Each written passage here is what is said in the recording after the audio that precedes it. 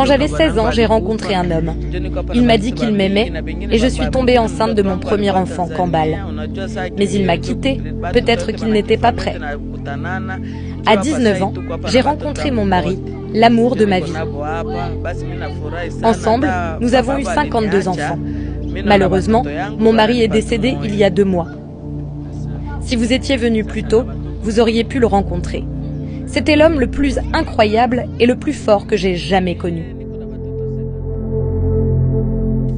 Oh non, quelle terrible nouvelle. Le père de cette famille extraordinaire n'est plus là. J'espérais le rencontrer, mais le destin en a décidé autrement. Mais Francine, comment avez-vous donné naissance à tous ces enfants? Si j'arrête d'accoucher, je pourrais mourir. Laissez-moi expliquer. Je suis née avec une condition génétique appelée hyperovulation, qui libère plus d'un ovule par cycle. Cela augmente significativement les chances d'avoir des jumeaux, des triplés, des quadruplés ou même des quintuplés. À mon 12e enfant, je suis allée voir un médecin. Il m'a dit que je devais continuer à accoucher pour réduire ma fertilité. Sinon, des tumeurs pourraient se former dans mes ovaires et me tuer rapidement. Alors, mon mari et moi avons continué à avoir des enfants pour sauver ma vie. Je ne suis pas médecin, donc je ne sais pas si c'était la meilleure solution. Mais je ne suis pas là pour juger ou changer quoi que ce soit. Elle a eu de la chance que cela ait fonctionné pour elle.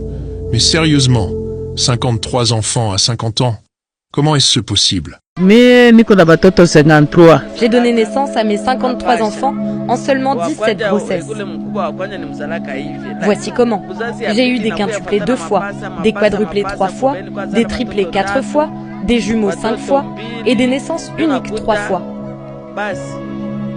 Cela fait 53 enfants en 17 grossesses. Et grâce à Dieu, tous mes enfants sont encore en vie. Oh, maintenant, tout s'explique. Mais Francine, une femme en Ouganda, affirme être la femme la plus fertile du monde. Pensez-vous que quelqu'un ait plus d'enfants que vous?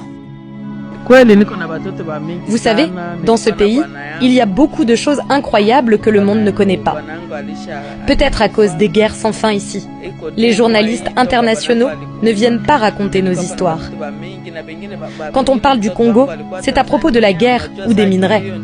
Personne ne se soucie de raconter des histoires comme la mienne. C'est pourquoi je suis restée inconnue si longtemps. Et honnêtement, je crois qu'il pourrait y avoir quelqu'un avec plus d'enfants que moi. Peut-être ici au Congo ou dans une région reculée du monde sans couverture médiatique. Francine a raison. Elle a répondu à ma question mieux que je ne l'aurais imaginé. Mais ma curiosité ne s'arrête pas là. Comment parvient-elle à payer les frais de scolarité pour tous ses enfants? Je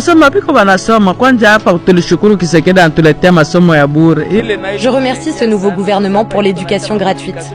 Je ne vais pas vous mentir. C'était presque impossible de les envoyer à l'école avant. Mais maintenant, grâce à ce gouvernement, mes enfants étudient gratuitement. Je me bats juste pour fournir la nourriture, les médicaments et les vêtements. Mais les frais de scolarité, ce n'est plus un problème. C'est difficile à croire, mais je me tiens ici, face à la femme la plus fertile du monde, après toutes ces années. Chaque pas que je fais remet en question tout ce que je pensais savoir. Et maintenant, je veux savoir ce que ça fait d'avoir 52 frères et sœurs. J'ai donc demandé au fils aîné de Francine de partager ce qu'il ressent. Je m'appelle Kambal, j'ai 34 ans et je suis l'aîné de Francine. Elle s'est mariée à son 2e mari quand je n'avais que 2 ans. En grandissant, je le connaissais comme mon père. Il m'a bien élevé, c'était le meilleur père. Malheureusement, il est décédé il y a 2 mois. Kambal, connais-tu tous les noms et visages de tes frères et sœurs? Non, impossible. Parfois, je les croise dans la rue et je ne les reconnais pas, surtout les plus petits. Ils doivent se présenter comme mes frères ou sœurs. Ce n'est pas que je ne m'intéresse pas à eux, mais reconnaître les 52, c'est juste trop difficile.